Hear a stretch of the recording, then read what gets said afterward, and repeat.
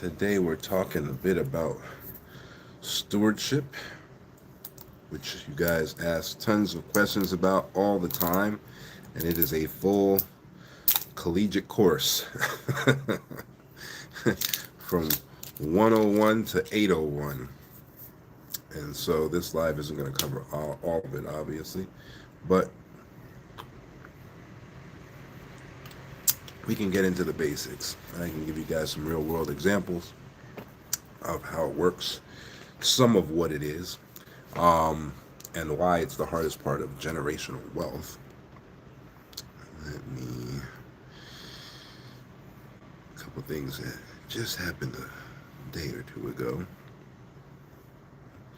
That's not right. There we go. Jump into my notes and take a look at that. But there are really two pillars of generational wealth, right? One is your structural pillar, okay? And the other one is your capital pillar. Now, capital and finance are not synonymous, okay? People hear about the capital pillar and they think all money. Those are the generational wealth planners that fail. Okay, capital is not all money. You have social capital, you have cultural capital, you have economic capital, which is money and things that are traded as money. Okay, and you have symbolic capital. Okay, so those are your four capitals. You have cultural capital, all right, you have social capital, you have economic capital, you have symbolic capital. So those are your capital pillars. Your structural pillars are your trust funds, your corporations, your foundations, your nonprofits, your NGOs, all of those things that are structural, that are set up to help your generational wealth. That's under your structural pillar. And then so you have your structural pillar and you have your capital pillar. The structural pillar is essentially something that your professionals can do. So that's not too terribly difficult, right? So that's one of the easy sides. Economic capital is incredibly easy. The money part of generational wealth is ridiculously easy. So that's not a big deal either. The biggest deal are the other three capitals: your symbolic capital, your social capital, and your cultural capital. The foundational capital is your cultural capital. Cultural capital is responsible for what people call colloquially, or people call in layman's terms, class. Okay? So, developing a class disposition that allows you to further generational wealth tends to be the most important part of your capital, pillar, right? And the most important, part of the capital pillar being cultural capital, at least at first, right? And you move forward from there. A lot of folks who don't understand cultural capital and don't really understand how class works on that internal level, because cultural capital is traded inside the family, right?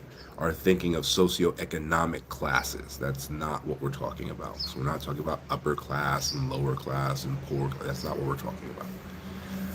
Cultural class is about taste, morals, ethics, and dispositions about how the world works.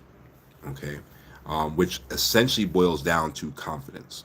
All of those things build confidence, and so when you take all of that cultural capital and you move it over into social capital, which cultural capital is traded within the family, remember, social capital is traded outside of the family, right? So when you take all of that cultural capital and you convert it into social capital, you then start engaging with people based on those things that you've learned.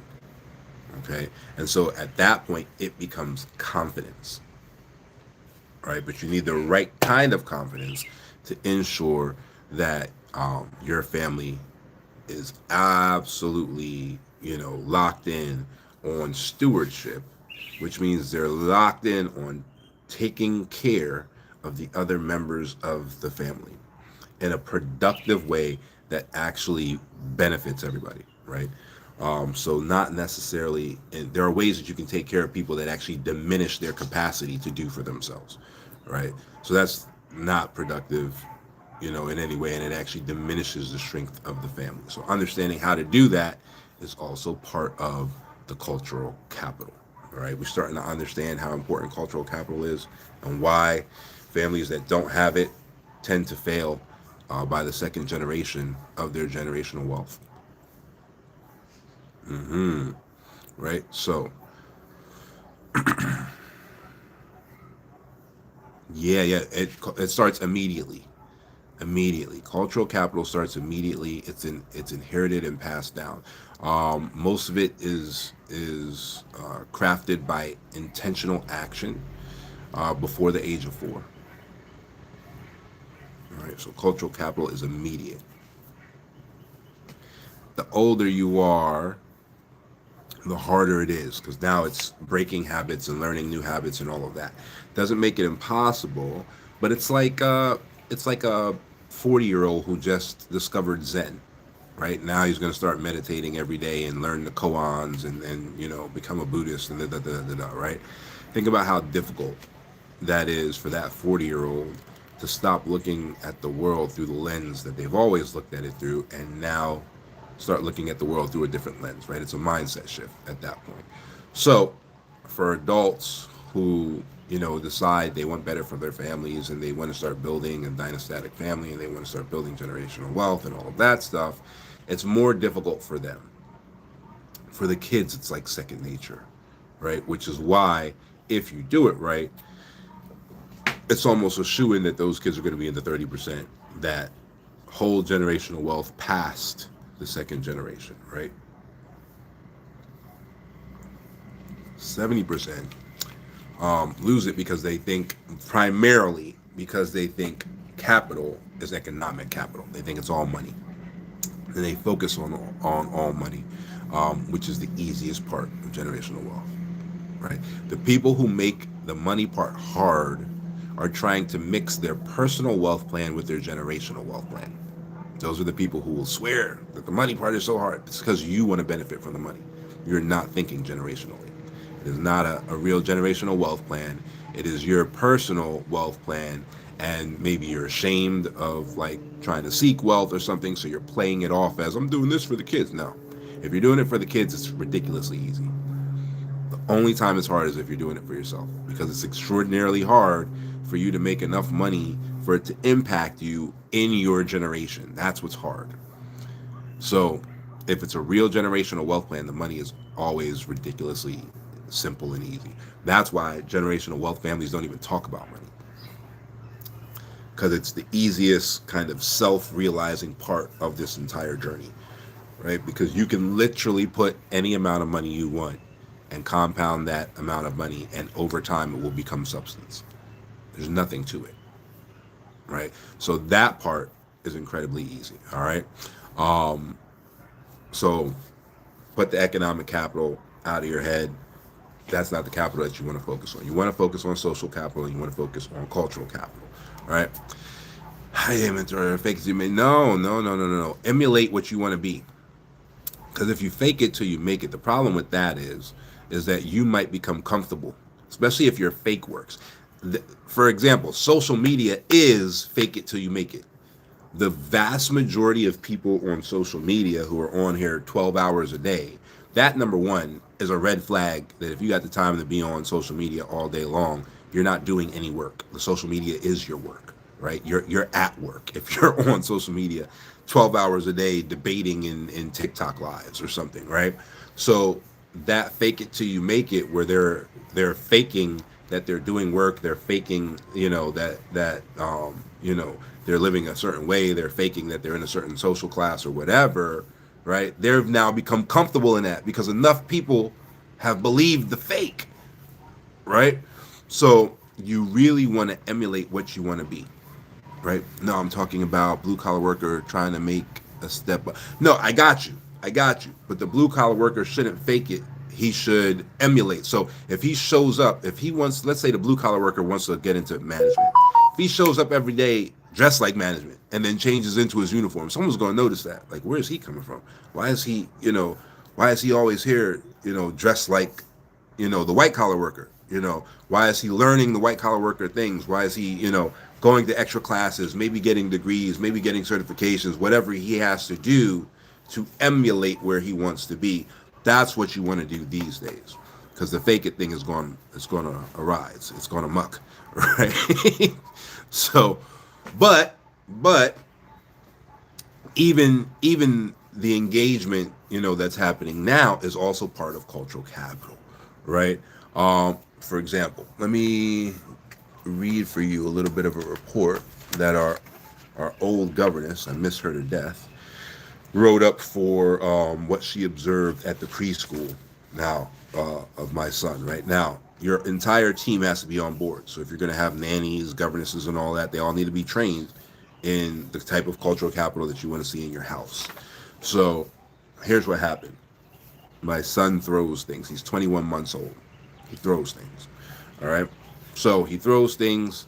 The school teacher sees him throwing things, and the school teacher is using a standard habitus to try and correct that, right? Not the type of habitus that we would use. So here's what happened. School teacher had a video of my son throwing things, and my son has learned that after he commits the act, the school teacher puts him in the timeout corner, the naughty corner or whatever. He endures the isolation. Then he says sorry. He recites the script because at the age of 21 months, he has no morality. So he's not saying that he's sorry. He just found the word that gets him out of the corner, right? So he says the word. He runs over. He picks up whatever he threw, and he has freedom, right? So this is now the transaction that he's identified in the preschool. He's 21 months old, right?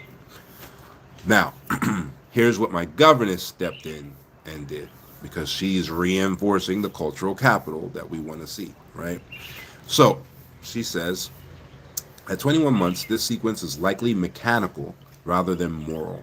To utilize this knowledge for intellectual confidence and academic habitus without crushing his autonomy, we should interpret this behavior through a developmental and sociological lens, right? So, she said, we have to reframe the story, all right? We have to create meaningful repair. The risk here is that if he learns that saying a word fixes everything, he may develop a habitus of superficial compliance rather than internal regulation, all right? And now she's speaking to the teacher, right? So she cites her research. This research indicates that coerced apologies in early childhood can actually impede the development of real empathy, right? And then she provides a solution, because I don't even allow anyone to report anything to me without a solution. That's called complaining. So she says, strategy, focus on repair, which he's already doing. He's picking up the item. This is the physical manifestation of responsibility. Then she doesn't provide a script to the teacher. She says, this is a script we use at home, right? Here's the home script. When he throws something at home, we don't force the word sorry. Instead, we narrate the repair. Then she puts in quotes. You threw the block. It's on the floor. We must pick it up to keep the floor safe, all right? And she's building a habitus of order and responsibility rather than just verbal appeasement. Okay, and you can see my son working completely different between the governess and the actual preschool teacher. Okay, so the preschool teacher had this video, and so she said, okay, what we want to do is we definitely don't want to show a video of bad behavior, to my son, but we can use video reinforcement and use the videos of the times that he's doing what's expected of him to reinforce the good behavior, right? Then she starts talking about the academic disposition. So she says it's highly likely that my son is exploring trajectory schema, a fascination with how objects move through space. This is an early form of physics and intellectual confidence. He's testing gravity, velocity, and cause and effect. Right? So now we're moving into seeing this thing from both the child's point of view, allowing them to be autonomous, allowing them to be curious, but still building order around what they're doing and explaining to them in their own way how it interacts with the world around them, right? And with the family around them, and what things, you know, engage other people and where their autonomy ends and someone else's autonomy begins. Obviously, something that you can't just verbalize to a child that's not even 2 years old, right? So we have to do it physically. So the consistent structure that she recommends utilizing is you stop the unwanted activity, so you interrupt it immediately, you regulate it, and you repair, right? So the stop is intervene, the regulate is time in instead of time out, right? Instead of, she writes here, instead of a naughty corner, and she puts in quotes isolation, or in brackets isolation, use a calm down spot, or simply sit with him. And then she puts in brackets time in, not time out, right? Builds emotional regulation skills rather than just compliance, right? Then repair. Require him to return the object just like you did before. So she's pointing out the things that the teacher did. She doubled the right things that the teacher did and then added one correction. So the stop, intervene immediately, and she put in brackets just like the teacher did, right? And then in regulate, she's like, all right, no naughty corner, no time out, time in or a calm down spot, right? Which she didn't do. And then she ends with repair, have him return the object just like you did, right? So there's two positives and then one correction, right? She's very skilled. I love the governess. Unfortunately, we've lost her and we have to replace her because she had some other things to do with her family and she's left us. But the governess is amazing, right? Great position to have in your household, by the way. All right. She even said here, we are focusing heavily on the action of fixing the mistake, and this aligns with our symbolic capital, right? It can't be cultural capital for the teacher. The teacher's not in the family, all right? Even her writing this line to the teacher shows that she understands the concepts thoroughly, because for us, it's cultural capital because we're within the family. Cultural capital is traded within the family, right? So she said this aligns with our symbolic teacher capital and the teacher's goals without compromising the parenting philosophy. And then she explains video self-modeling because the teacher doesn't really use it. There's video, but the teacher really uses video to show when bad behavior happens. So she said, if you catch him playing gently or putting a toy away nicely, film that and show him that video. The script, look, you're putting the block down gently. That keeps our friends safe, right? What's this focus on keeping things safe, right? It's building stewardship. It's building the mindset of, I'm going to keep the family safe. I'm going to keep, the household safe. I'm going to make sure that I'm thinking greater than myself and I'm thinking through the lens of maintaining something for the family, right? Maintaining something for those closest to me. All right. Research shows that VSM, which is the video self-modeling, is highly effective for toddlers because it allows them to see themselves as successful agents of good behavior, reinforcing positive identity and symbolic capital. Right? So, she then creates a summary of action steps. Validate the schema, recognize the throwing as a potential intellectual interest in trajectory and physics, provide safe outlets, soft balls, bean bags, etc. Right? Prioritize action over words. Focus on the act of picking up the thrown item, restorative justice, rather than the word sorry, verbal compliance. Right? Use the time in protocol. Maintain the structure that the teacher uses for the stop and the repair. So again, she goes back to saying you were right for most of this, right? That the teacher uses, stop and repair, but replace the isolation of the naughty corner with the co-regulation of time in to foster emotional safety, right? And that's it. That's the end of her 2-page report, right? That set the the teacher straight. But she's an agent of our house that understands the type of symbolic, cultural, and social capital that we're building amongst our children and our heirs, and that we're utilizing to reinforce the generational wealth via stewardship. She gets it. She comprehends it thoroughly, right? And so because of that, she can be an agent, an advocate for our children moving forward. So that's what you want out of like a governess, or even a nanny, right? But they have to be, before they can be let into your house, they have to be trained to be part of your house. Okay, if you're doing it yourself, that's fine too. But as you can see, it's a lot of work, right? The governess didn't go off and wash clothes or cook meals or whatever while the child was in preschool. The governess observed what was happening in preschool in order to bring back a report as to whether or not that preschool aligns with the type of social capital and standards that we want to have in the family, right? This is the hard part, right? Now you're starting to get a feel for why this is the hard part of generational wealth, okay? Without making sure that you curate the proper dispositions, the proper academic dispositions, the proper cultural dispositions towards other family members, the proper dispositions towards stewardship.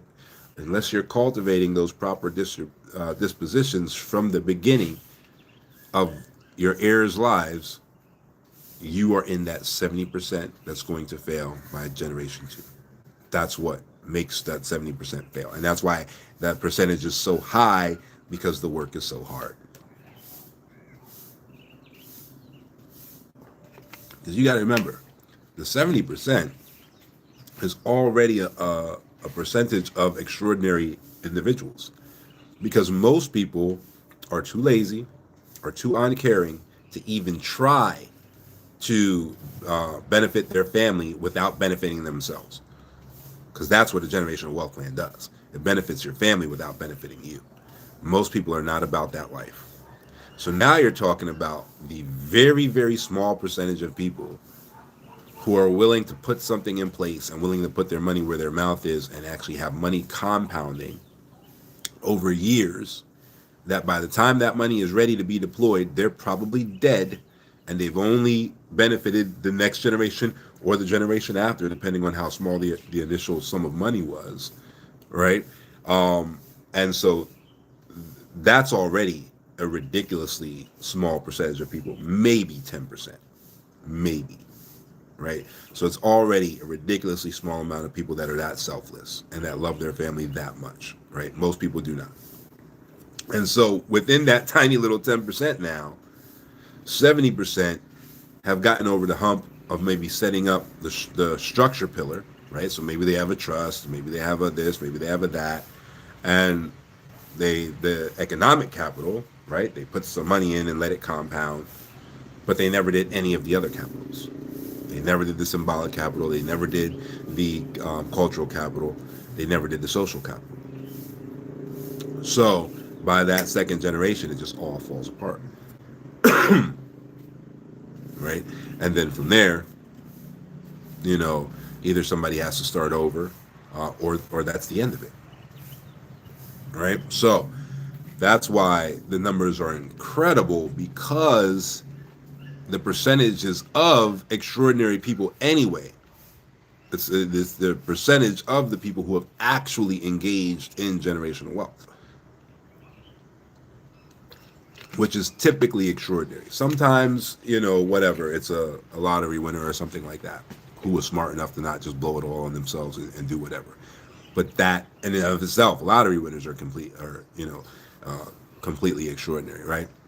They're complete outliers, right? You have a better chance of being hit by lightning than winning the lottery. So complete outliers. So in general, they're the people who are selfless enough to start something. The African proverb is to plant a tree, the shade of which you'll never feel, right? So by the time that tree grows, you're gone. Only your kids can sit in the shade of that tree, right? And so you're talking about already a very small percentage of people, and then of that small percentage, 70% fail. The reason they fail is because they don't build the dispositions in the next generation that are necessary for success, right? And the number one disposition is their academic disposition, which is under their cultural capital. Okay. You guys following? You guys got any questions on that? I'll stop there. If you guys have any questions on the report from the from the governess or anything like that, or you have any questions on those pillars, now is the time, or else I will continue.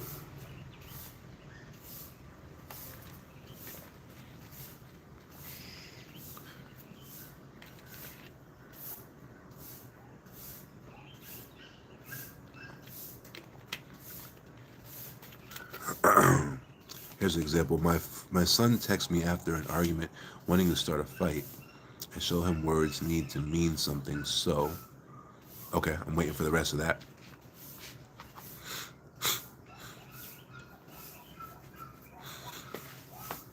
But yeah, I mean, definitely words do mean something. You want the kids to have a strong vocabulary and all that, but that comes from your cultural capital. That comes from the academic disposition, actually. That one's one of the easiest, though. The more languages they hear, the more they'll attune themselves to language. Now, your choice of vernacular may have a negative effect, but the more, like my son, he says some words in Chinese, in Mandarin Chinese. He says some words in Swahili, and he says most words in English. But it's just about what he hears around the house. So he hears English most, Swahili second, for sure. Possibly someday Swahili most. And then he hears Chinese the least. But Chinese people engage with him most. So when we're in China, Chinese people stop him constantly and like talk to him, and obviously in Chinese. And so he gets the most attention feedback when we're in China, versus like you're walking down the street in America, no one stops you and tries to talk to your baby or whatever. Doesn't really happen in Kenya either. And if they do, they don't really do it in Swahili. But in China, people engage him that way. So there are certain words he only knows in Chinese, certain words he only knows in Swahili, certain words he only knows in English. So that part's relatively easy.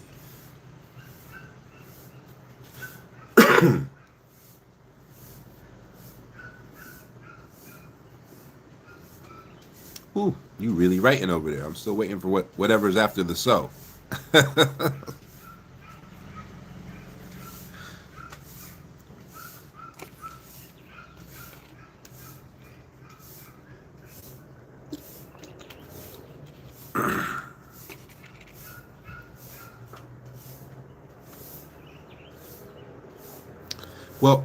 Well, yeah, no, you're right. And I don't know if that's where he was going, or maybe he lost connection or something, but you're right. But at this age, like pre-4, we find that narration matters more than word choice because he doesn't have a large vocabulary yet, right? So he's doing a lot of context clues. Anyway, it may sound like he has an extraordinary vocabulary, but a lot of that is repeat. right? A lot of that's repeat talk. It's not actually him engaging in conversation. So people say hi to him and he just repeats hi, and they say, "How are you?" And he says, "How are you?" Right? And they're like, "Oh," and and then he remembers that at one other point in the past he said fine, so then he comes back and says, "Fine, see you," So it's just repeat play at this point, but they're extraordinarily good at context clues to pick up on what's going on around them at that level, right? So its narration is better than word choice at that point. Obviously, like ridiculously negative words, cursing at them, or being really harsh, shut up, that type of thing. Obviously, that has a negative impact. But if all things being equal and people being sensible, it's way more impactful to narrate what's happening, right? Like as the governess did when he threw the thing. She told him again that he threw it, and she worked her way through it. So, oh, you threw that block on the floor. Now we have to pick it up to keep everyone safe, right? So he's using all those context clues. He's watching, what's going on. He's seeing what you're doing, and processing it in the way that a toddler can. But building in a disposition to being open to that discourse, right? Because if it's just some big person screaming, "No, don't throw that!"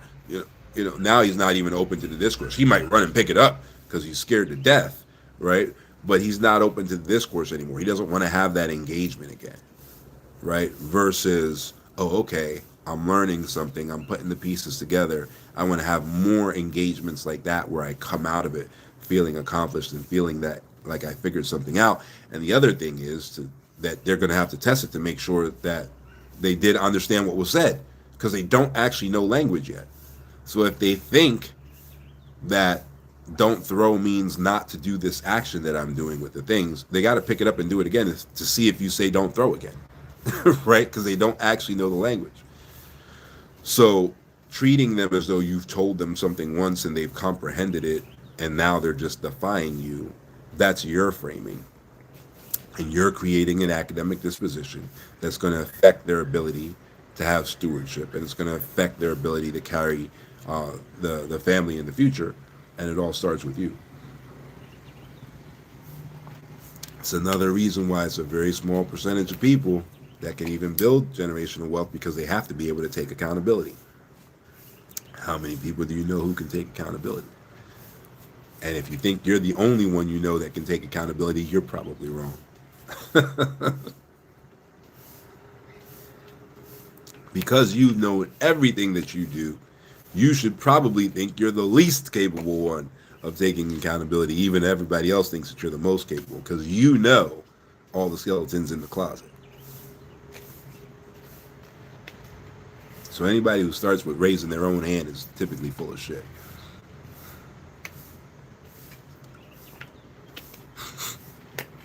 Super hard work. Super hard work. Mindset shifting, accountability taking, changing your focus, changing your lens, the way you see things, challenging the fears in your head, which is really the only way to be able to understand the fears that may pop up for your kids. It's all very hard work. And this is stuff that people won't tell you. They'll just take your money and have you set up the generational wealth and then fail in a generation. They'll just walk away. They'll set up a trust or something like that. They'll just walk away from you. That's why for our clients, we're typically there for about 7 years. And no, it's not a subscription, and we don't charge for the 7 years, but we're typically engaged as a firm for 7 years to get people in the right disposition, to get everything set up properly so that their generational wealth can last. That's why our generational wealth, clients seem to outperform other generational wealth clients, because they're left to their own devices and they're not giving the tools to actually succeed long term.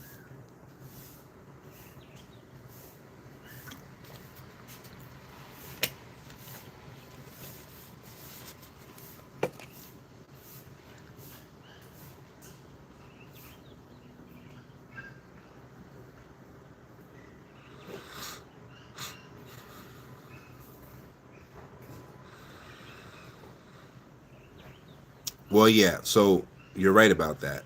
The first step for most generational wealth and dynastic families is going to be the family constitution. Without the family constitution, it's really really difficult to make that work. Because then what language needs to be there, right? What is the focus of the family? What distributions, what this not distributions, but what dispositions are you most focused on, right? So those things matter a great deal. And if you don't know, then you're going to have kind of wish-washy results, because one group is going to be doing something different than the other group, and you're going to have completely different outcomes because you don't have direction as a family.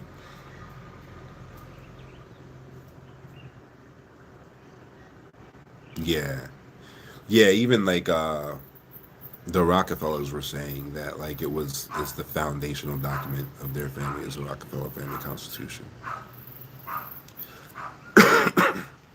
right? Your biggest, families, your most successful generational wealth families, that's always their foundational document. So can you build generational wealth without it? Yes. Can it come later? Yes. But if it doesn't come before that second generation, there's a good chance you're going to be in the 70% that fails. And then if you wait until the second generation's like grown or like teenagers or whatever, that in and of itself is, you know, it makes everything more difficult. So it's a bit of a pain in the ass because now you have to change the habits of an adult instead of just raising the next generation.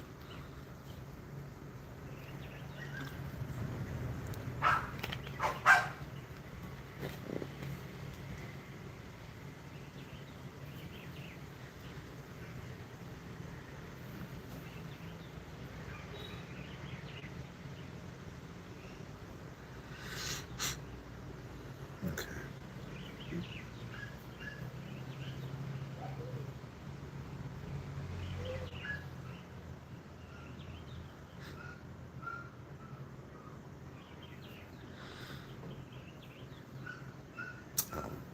Okay.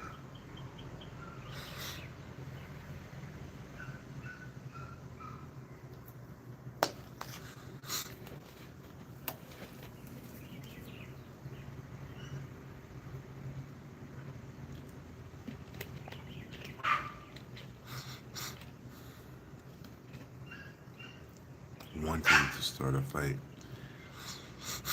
Are you sure that they want to start a fight, or is that just your frame?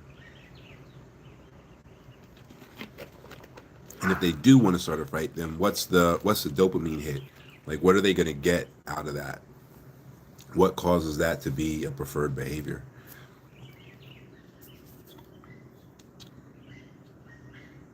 Be careful. Be careful. You're not framing things in your head a certain way that don't exist in reality, and then projecting that onto the rest of your family. It's hard work.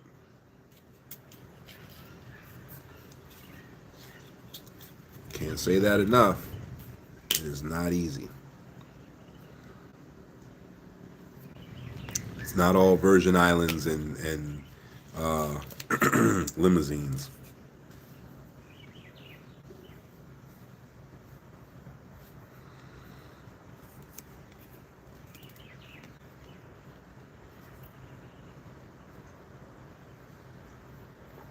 How you challenge your thought process while you're having them, right? So it's like an exercise that you'll do. So every time you have a thought, you'll analyze the thought and challenge the thought, right? And then you'll start seeing how many of your thoughts are based in fear, right? So, when you see people, especially if your thoughts are judgmental, right? They're fat, they're ugly, they look poor, they look like a thug, they look whatever, whatever, whatever. If those kind of thoughts are going through your head, you got to stop, analyze that thought, figure out where that frame is coming from, and those are typically your base responses, right? if you're just like mentally insulting people who have never done anything to you, or you're just mentally being judgmental of people who've never done anything to you, there's something going on there that you need to figure out. Okay. And then you need to reframe things, right? So in your mind, the type of thoughts that you're having should encourage whatever habitus you want, right? So for me, it's typically gratitude, right? So, I'm so grateful that it's a beautiful day today. I'm so grateful that I have clothes to wear. I'm so grateful that I have food to eat. I'm so grateful that, that. These are the type of thoughts that I cultivate within myself, right? Versus, you know, look at the backside of that girl, or, look how ugly that person's clothes are, or, blah, blah, blah, blah, blah. You have to retrain your mind to get the results that you want, right? So that's how you do it. Daily improvement and daily practice and daily intentional insight into how your mind is working. It's not easy. It does get easier though.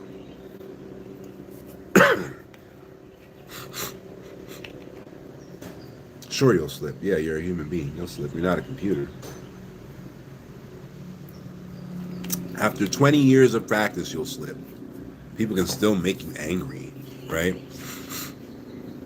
That can still happen. You're allowing it regardless of what the trigger is, right? But there are some triggers that are more valid than others, right? So that can happen.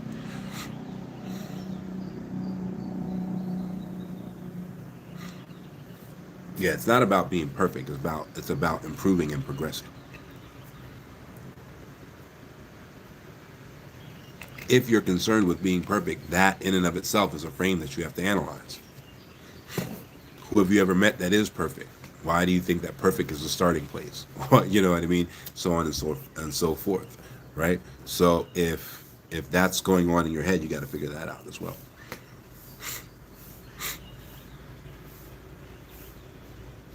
Sometimes it's a cop out.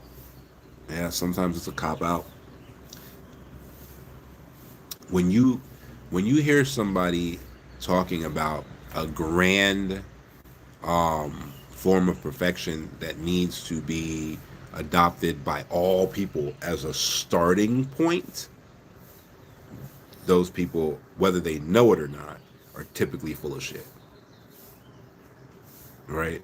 It's typically a cop out, it's typically an excuse, and it's typically something to explain why they failed at what they say they want, right? So culturally, you hear that kind of thing with people who are acting as though the first step for black folks to progress as a culture is global unity. You can't find a time in history ever when any culture of people were globally unified. So think about what that means. That means that in order to take even one step forward as a group, we have to achieve the impossible that has been historically impossible up until this point. No group in history, including our ancestors, have ever done this thing, right? But we're supposed to do this thing first, the thing that has never been done in history first, before we can even take a step forward, right? So it's cultivating failure. And then it's easy for the people involved in that mind frame to be like, oh, see, that's why it didn't work because of the other ones. I was ready. I was ready to be united. The other ones, they weren't. So, what do you want me to do? I can't force them, right? So it's bullshit. It's a cop out.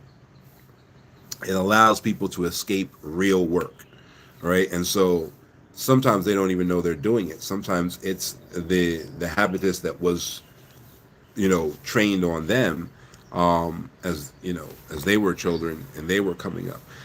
So like with most first generations, you got to break it as an adult. You got to retrain yourself as an adult, and then that's part of the inheritance that your heirs get from you, is that new habitus and those new dispositions that don't include laziness and don't include making excuses and don't include all those things anymore. Right. It's definitely harder for the first generation, definitely. But it gets easier and easier and easier and easier. And then it becomes natural. And when it becomes natural, that's when the class aspect of cultural capital converts over into the social aspect and it becomes social class, right? Because once it's natural, you can detect it immediately in others. So it's very, very difficult for someone to pretend they have the same morals and ethics as you and have the same upbringing as you once it gets to that point of it being natural, which is why you should not be trying to join any classes, right? You'll just be seen as a poser. You shouldn't be trying to join any specific cultural classes or socioeconomic classes. You should just be focused on building your family. And then the other families with the same morals and that are, objectively on the same class level as you, they'll gravitate to you. But if you're trying to join some class that you've seen and that's your focus, then there's a really good chance you're going to fail. That's not the point of this.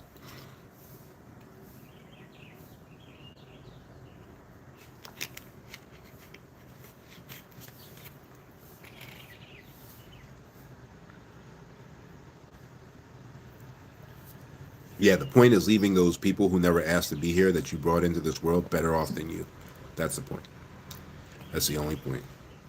The point is not to join the bourgeoisie. The point is not to become old money. The point that all that's bullshit. And if that's your focus, you're there's a very good chance you're going to be in the 70% that fails by the second generation. The point is that you brought life into this world that didn't ask to be here, and you have a responsibility to make sure that their life is a little better than yours. That's the point.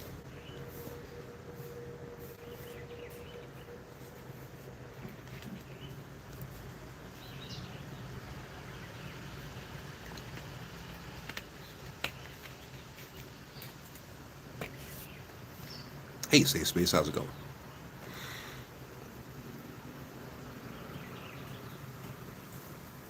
Oh, there's plenty of those. There's plenty of people who do not want their kids to be better than them. Yeah. So if you don't want that, then swipe.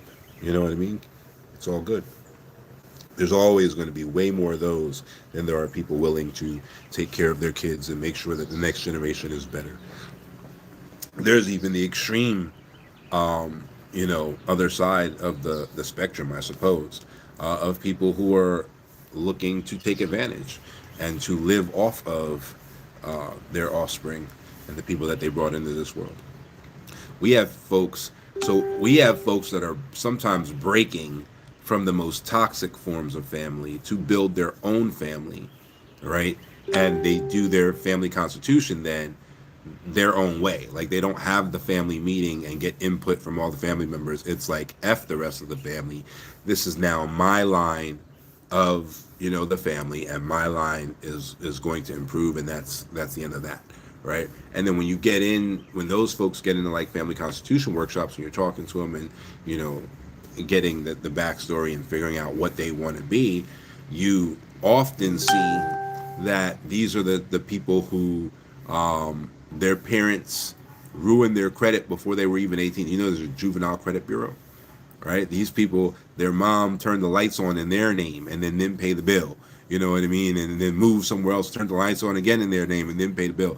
So they turn 18, they got $80,000 in juvenile credit bureau debt. They can't get an apartment.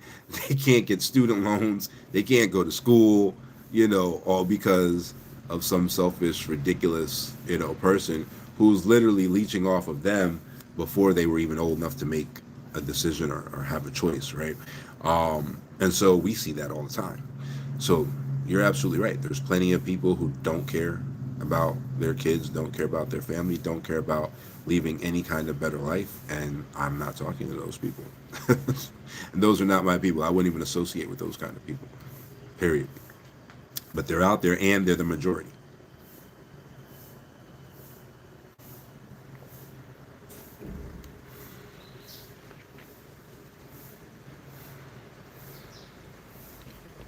Well, actually, I guess those extreme people are another minority, but the in The kind of in the middle people just don't give a damn either way. Those are the majority. So let me correct that. Those folks are the majority. So then you have a minority of people that take care of the next generation, and then you have a similar minority on the other end that actually leech off of the children. Crazy. But the indifferent people are the majority for sure. So if you're doing generational wealth, you are already in the positive minority.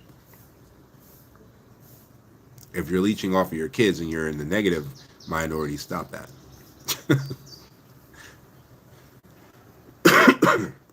Real crazy.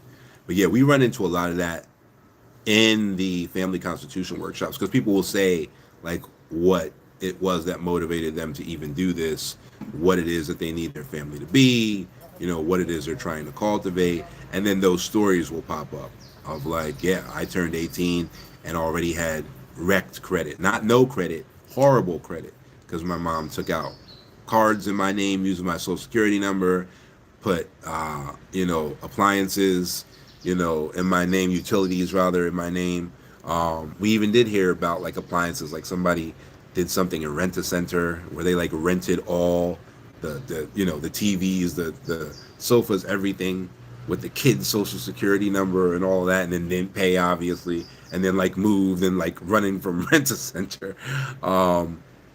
Cars, somehow took out the cars with the kid's social security number and all of that, and then didn't pay, and there's repos on this kid's credit history, and they just turned 18, right? They found out because they were trying to get school financing, and now they can't go to school. So we end up hearing all the horror stories while we're trying to create the family constitutions for people who are one off doing it. And sometimes they'll even change their name. Sometimes they don't even want their name to be connected, and they'll create the lineage of whatever under the name that they've created, and that's it. They'll make sure that never happens in their family, that they're the matriarch or patriarch of at that point, moving forward. But yeah, the horror stories are crazy.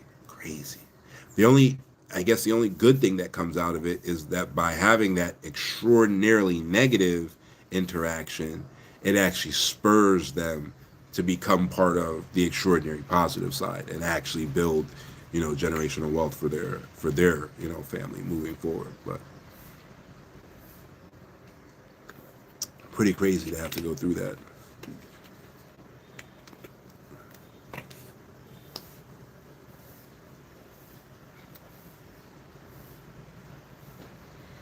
So can the cultural capital? Yeah. It can. The cultural capital can be different. It should be different. It's cultural, right? It should be different for each family. The foundational stuff is the same, right? So financial literacy is definitely going to be part of the cultural capital, right? So they're going to know the basics of financial literacy for sure. There might be some niche kind of place within financial knowledge that your family thrives, right? Like the Rothschilds are bankers, right? They're a banking family. So they understand, banking literacy probably better than most.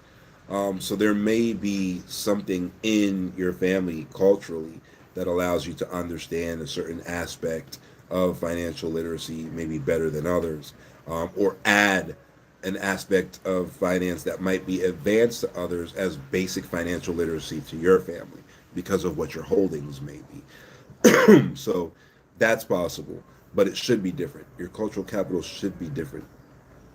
Academic disposition should be, similar. There are certain base things that should be similar, but your culture should shine through, which is why it's so easy to spot a poser, which is why you should not be trying to join some social class you've heard of or anything like that. All you should be trying to do is take care of your family.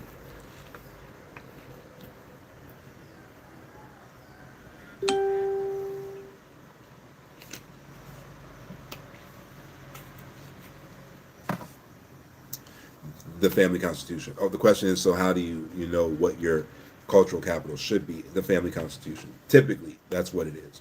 Typically, it's the family constitution. Like I said, some people put that on the back burner. The only people who put it on the back burner and it's legitimate are people who are dying, right? Some people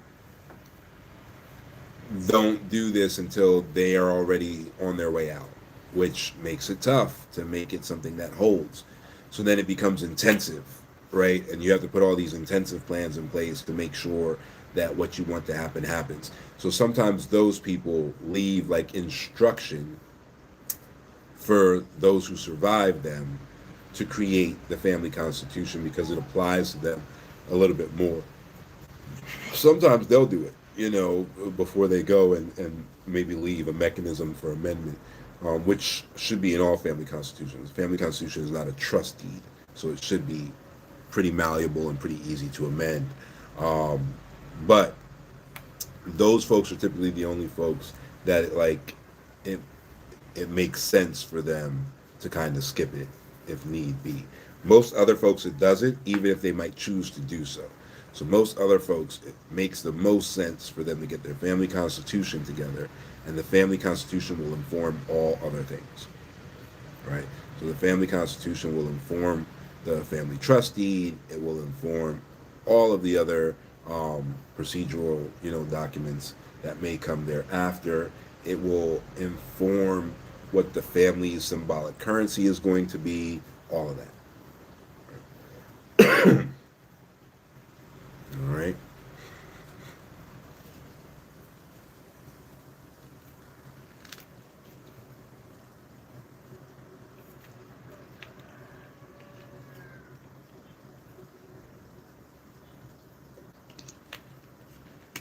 Yeah, I mean it's an exercise that may expose some flaws in the family. It depends on how you do it. You can do it as a family, right? Which is sometimes the most effective way. Typically, when you do it as a family, it ends up exposing certain people that either drastically need a mindset shift or don't need to be part of the family.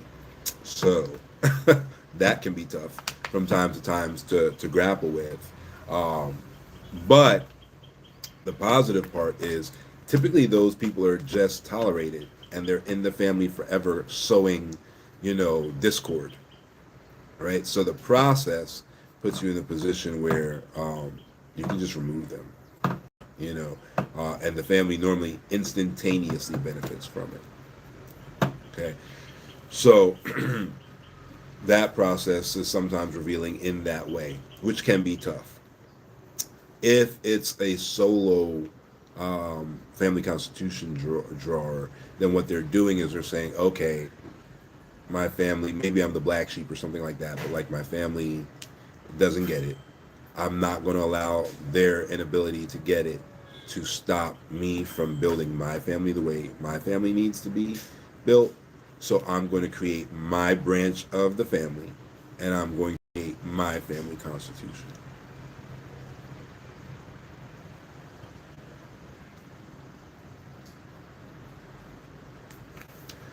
Like in the Highlands, the different clan. Ooh, I don't know what you mean. The Highlands of what? Highlands in Nairobi? What do you mean? I don't know what that means.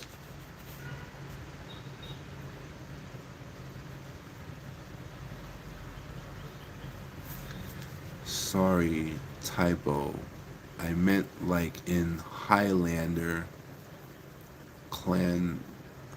Oh, yes, yes, yes. Wow. Yes, the old movie Highlander. Yes, that's right. That's right. That's right. So in one of the movies, his clan MacLeod had a blue Scottish tartan, and it was different than the main branch of the clan MacLeod. You're absolutely correct. Yes. Wow. That was that was a hell of an example. I haven't seen those movies in years. Yes, you're correct. That break from the clan is exactly what I'm talking about. So a lot of folks will be like, okay, I don't know, I'm a Smith, but I'm the black sheep of the Smith family, and so I'm going to create my, break from the Smith clan, and then we are. Sometimes you can add something to the name, right? So in keeping with your movie analogies, there were the Starks in the Game of Thrones, right? And then there were the Karstarks, and they were related to the Starks. They were like an offshoot of the Starks, but they were the Car Starks. So sometimes it can be like that, where you add something to the name or take something away from the name, to indicate, hey, this is this branch of the family, right? Or sometimes it can be like if your name is I don't know, John Paul Smith, it can be the JP lineage of the Smith family, and then you move forward from there. But yeah, yeah, yeah. Wow, that you're a movie, but okay. Nothing wrong with that. I haven't seen those movies in Jesus, must be 20 years, man. But yeah, you're right. You're right. That was an element of the movie. Yep, that he had a branch of the family that was split off. It was his own personal branch. Yep. So yeah, you can do that, and if you do that, then you're obviously the head of your family. You're obviously the progenitor of that branch, unless you want to name a parent such, and then you move forward from there.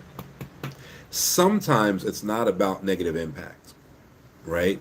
Like I did that, where I created my branch of the family, but my father's a progenitor, because it's not a matter of, oh, like I had this horrible family experience and therefore I'm splitting from the family. For me, it was that I didn't grow up around any family, right? So my family had immigrated to other countries.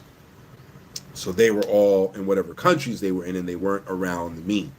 So there was nobody to have a sit down with and like blah blah blah blah blah. So sometimes it's just circumstance as well, right? It could just be circumstance where it's like, all right, there's really nobody for me to have a meeting with, so I'm going to build my family out, and I'm just going to build a branch because I can't necessarily connect with the other folks. Now today connection's a lot easier, but when I was born there was no internet, so you know.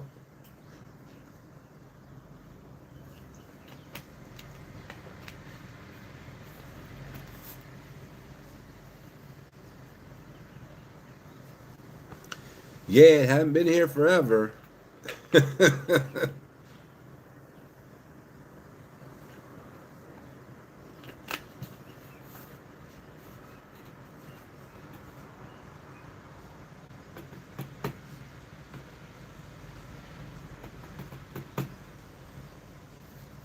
Symbolic capital is how cultural capital is perceived by the individual. Remember, cultural capital is traded internally amongst the family, right? So the way that I love my son is part of cultural capital, right? The way he loves himself is symbolic capital.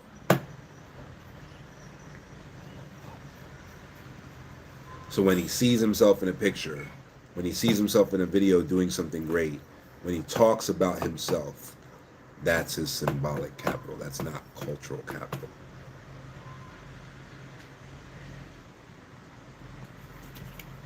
Good question, though.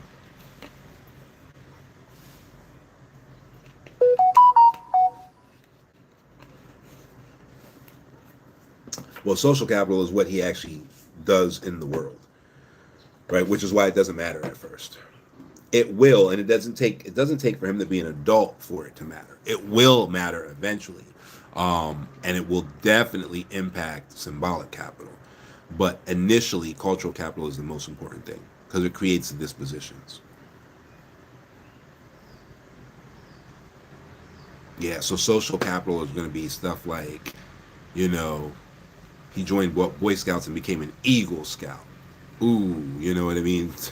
That matters to the Boy Scout, people. So like now in that society, he's now the king, of that society to reach the top, tier. He's an Eagle Scout. That's social capital, right? For me, it was like martial arts. So I had joined martial arts around 7. It was not optional. My father was a martial artist, but the type of martial arts he did was really, really hard on the body, and he injured himself. So he didn't want me to do that same type of martial arts. And so we got into other things. And then by age 12, I had become like my first black belt. So that was social capital. Right. Then by age 16, I owned my own martial arts program at the YMCA, right? And so again, that was social capital. Now I'm an instructor. That's social capital. Only matters to other martial arts people, right? Then at 18 in the federation, there are multiple different federations: NASCA, ISK, Skill, blah blah blah blah blah. So in the federation that I was competing in, I hit the world championship. So then for those years, I was the world champion, or for the year after, you earn it in one year, and then the next year you're the reigning champion type of thing. So for the year after, I was world champion in two categories, right? So again, social, capital, right? And it only matters in my social circles, right? So that's how social capital works. That's why it doesn't matter at first, because what's a 2-year-old social capital? He doesn't have any, right? Once he starts going to school, is he top of the class? That's social capital, right? Is he, an athlete? Is he the smartest? Is he, the funniest? Whatever the case may be, those are all forms of social capital, right? Then what's the value of capital, though, right? Because are you the dumbest? That's social capital too, right? Are you the class clown? That's also social capital. What's the value of that capital, right?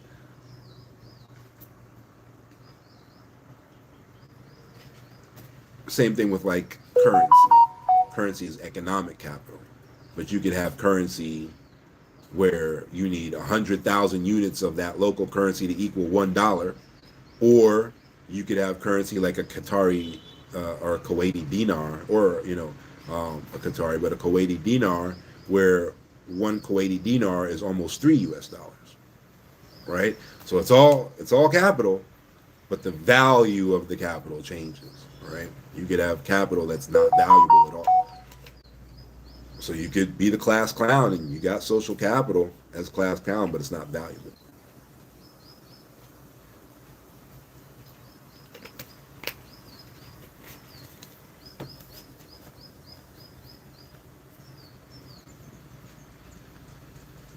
Well, at its core, the core truth is that there's no zero sum games. So that becomes the core truth, is that things exist within strategy, within stratagems, right? And they don't necessarily exist permanently on one side of the spectrum or the other.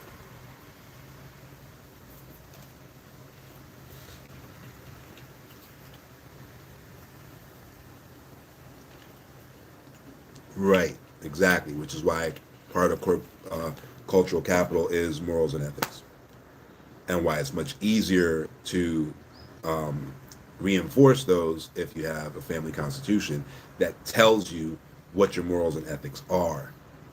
Right, so the family constitution is having the manual that everybody says doesn't exist. Oh, there's no manual on how to raise a kid. There could be in your family. There could be. There's no manual to life. There could be, if you write it. There could be, right? And so that's why folks with family constitutions move so much faster, because they never run into any roadblocks that are purely mental, right? So they never run into any transcendental roadblocks like, oh, what's the meaning of life? Why am I here? I didn't ask to be born. What is this all about? How do we do this? I don't understand adulting. All of that stuff is spelled out in the family constitution. So that excuse phase is eliminated. Now you do have a manual to life. Now you actually do have a manual of how to raise your kids. Now you do have a manual of how to do your finances. Like, you actually build that blueprint in that manual, and then the family moves forward from there. And anybody can break with it if they feel like it, right? If somebody's like, I disagree with the man, that's fine. Go do it on your own. It's all good. You know what I mean? You're not forced to stay in the family, and you're not forced to do things the family way. But the people who do, if you wrote your family constitution properly, which is where your professionals come in, but the people who do, their acceleration is going to be through the roof, right? And it's not all social capital in the form of social networks, because that's obviously another part of your social capital, right? But it's not all social networks. A lot of it is this your your dispositions, right? And so those dispositions take you to places. Like, I don't know if you remember, um, Chelsea Clinton was is the daughter of President Bill Clinton, former U.S. president, and she very quickly was able to get like a editor position at, I forget where it was, Vanity or MTV or something, CNN, something, right? But very quickly she was able to like launch into a position. It might have been before she was 21, right? These movements are not odd in generational wealth families, and it's not all because of winks and nods and handshakes and knowing people. It's a lot of it is because of dispositions that allow them to skip the time wasting that people who are searching for themselves and don't know, what they're supposed to be doing with life, end up going through in order to move on to the next stage.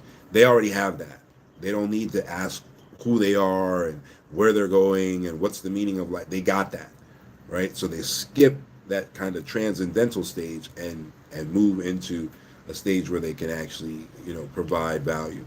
And so you see that as a very, normal staple in generational wealth families.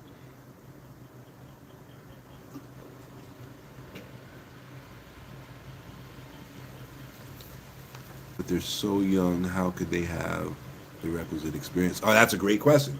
And that's how outsiders look at it, right? Great question. The truth is, what did I say about that martial arts program that I had? When did I start teaching it? At the YMCA, the age of 16, right? I was teaching for my martial arts instructor at the age of 14, for real, like getting paid on the books. In the state of Pennsylvania, there's a certain amount of work. I think it was only 16 hours, and not, overnight and all of that. But you can only do so much work as a student, as a school age kid. So I did that work, got W-2s for it, got paid for it, the whole nine. Did my maximum amount of work at the age of 14, 15, 16. It changes because that's when it used to be that you get a driver's license, and I got one, right? It's called a junior driver's license. Can't drive after a certain hour of night curfew and all of that stuff, right? So at 16, you can work a little bit more, and I did that, and I had my own program at the YMCA 3 days a week, and I owned the program, right? So by the time I'm 18, I had 4 years of business experience in that industry, right? Now, what if I went to school, got an MBA, right? So I went to school 3 more years, got an MBA, right? Now I have 7 years of experience, and I'm 21. I have 7 years of experience at the managerial level in my industry, right? So the world hears, oh, the 21-year-old daughter of, Bill Clinton got this high-level job. Oh, she didn't earn it. It's a wink, a nod, and a handshake, not realizing that there was no bullshit.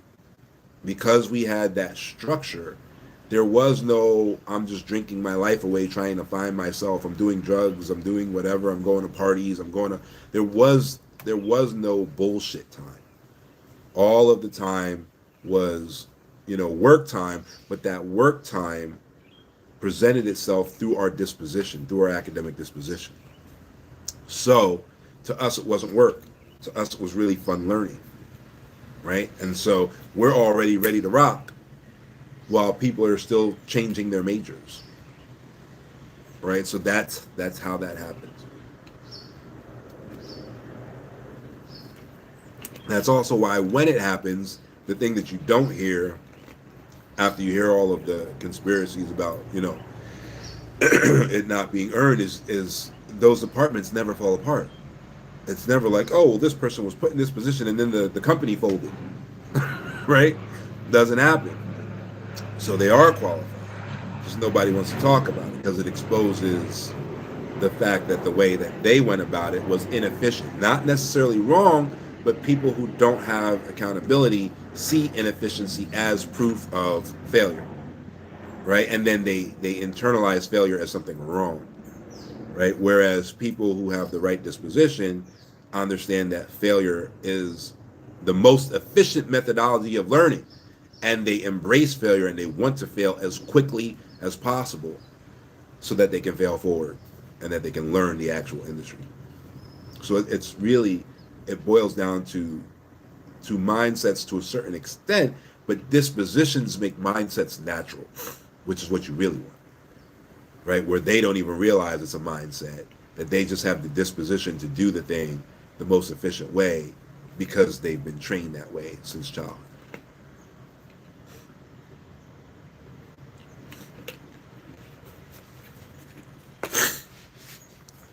Right. So you are a steward of the next generation. And that's what the real stewardship is. And it's incredibly selfless. It's incredibly difficult for the first generation, and it gets easier over time because it becomes an ingrained disposition. That first generation has to think before it answers every question. They have to gain a new mental framework. The next generation, they're just repeating those beautiful things that the first generation said to them. And the generation after that, and the generation after that. And so it just becomes, this is how we answer questions. This is how we engage with curiosity. This is how we think about the things that we're seeing, right? When we see it happen, right? Going back to that first example, where the preschool teacher is looking at like, oh, there's defiance here. I'm telling this toddler not to throw things, and the toddler is throwing things, and that's naughty, and they need to go in the naughty corner until they apologize and go pick it up. And a lot of people would be like, yeah, no, that sounds right. Yeah, yeah. Whereas our governess, who was there and who was, observing, that's not the way she saw it because she's been trained to have our cultural disposition. So in her mind, she saw it as an intellectual curiosity with gravity and with trajectory, and that he has a very basic curiosity with physics, with Newtonian physics, and he's trying to figure out how come it doesn't keep going? Why does it only go that far? Why when it falls do some things break, and why when other things fall do they not break? And which is probably what's going on. But even if it's not, if that's the frame that we see the thing through, it becomes a chance for education versus a chance to teach rigid compliance, which won't benefit the family in the long run, right? So that cultural capital is there because it's in the family constitution. The governess learned our cultural capital because she read the family constitution. She became part of our house. She read the constitution. Same way you become part of a country, you read that country's constitution. You learn what your rights are in that country. You learn what the rules are, what the laws are and what the punishments are. You learn all of that through reading the family constitution.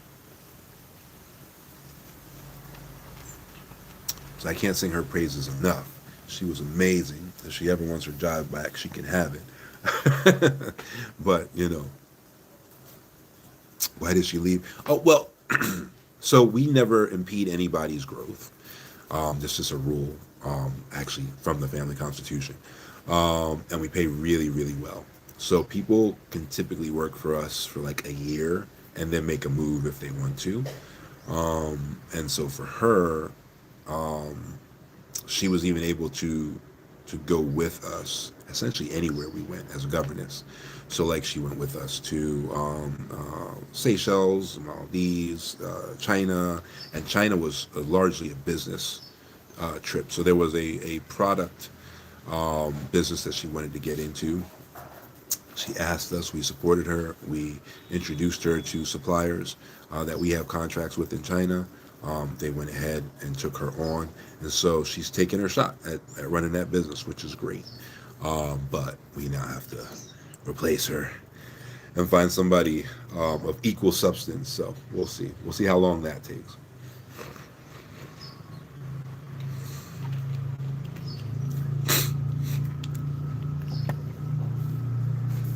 Yes, absolutely. She was Kenyan. Yep. She was a Lua from Kisumu.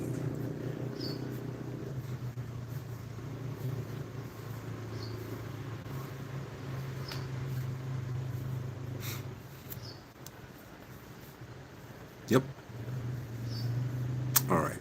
Any other questions on stewardship, how it works, dispositions, the pillars, structural pillar and capital pillar?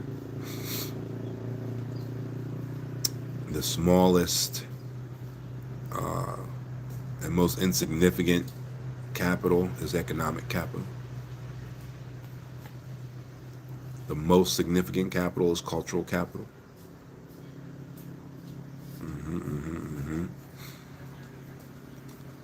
What's the most significant part of the family constitution? Conflict resolution article.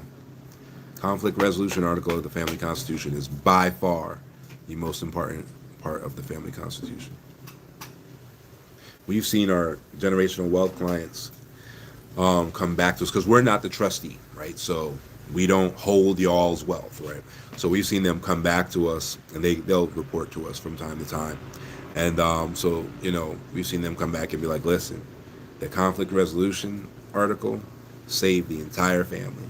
Like the thing that happened would have torn the family apart if we didn't have a family constitution and we didn't know how to deal with it.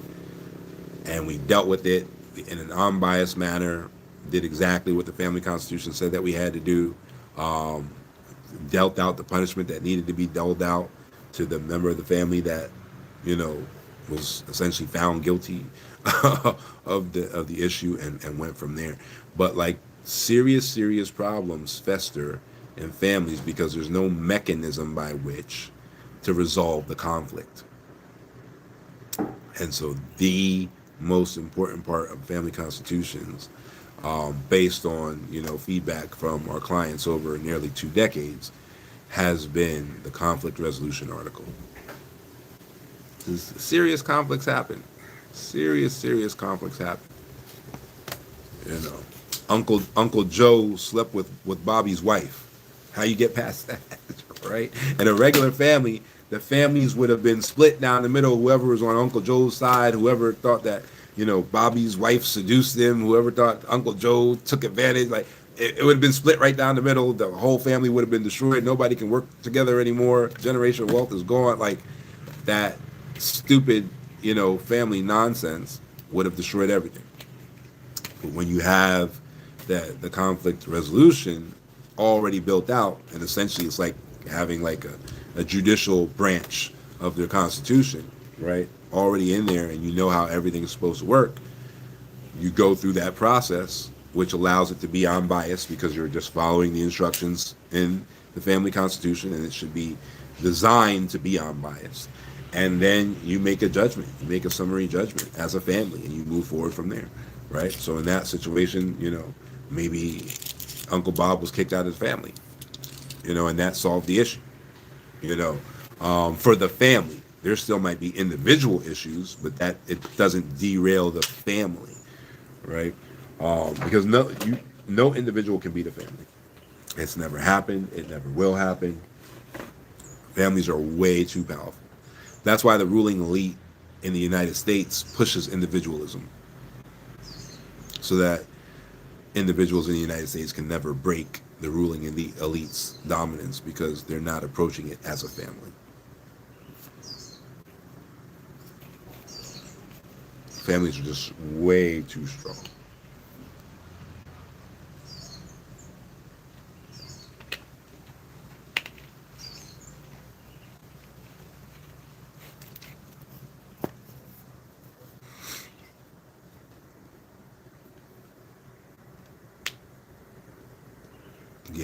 Yeah, definitely. Yeah, it's a negative of the age of the internet, unfortunately. All right. Any other questions?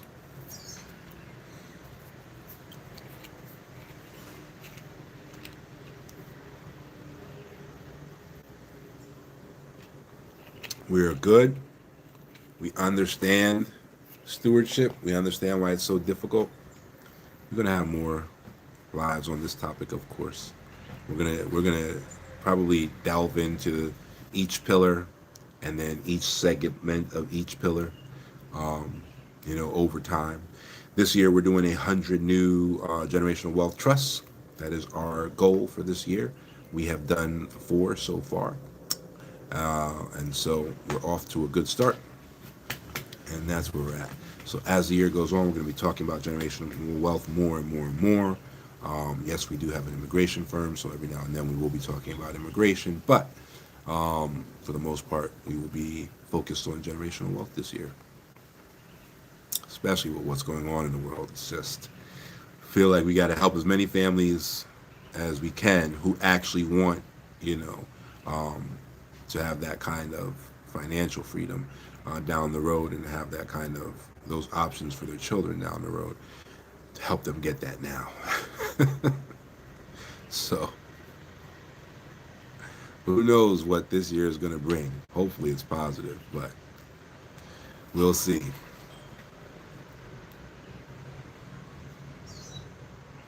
All right. Any other questions about cultural capital, social capital, symbolic capital, economic capital? Really doesn't matter. Super easy. That's the easy part.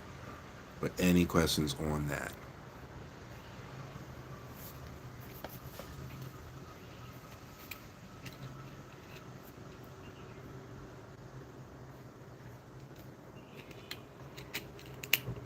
I think we're good then. If you're writing something down, just go ahead and hit enter, and then I'll let you finish it. If you're about to write something, just press 1, put that in the chat, and then I'll wait for you. But it looks like we're done.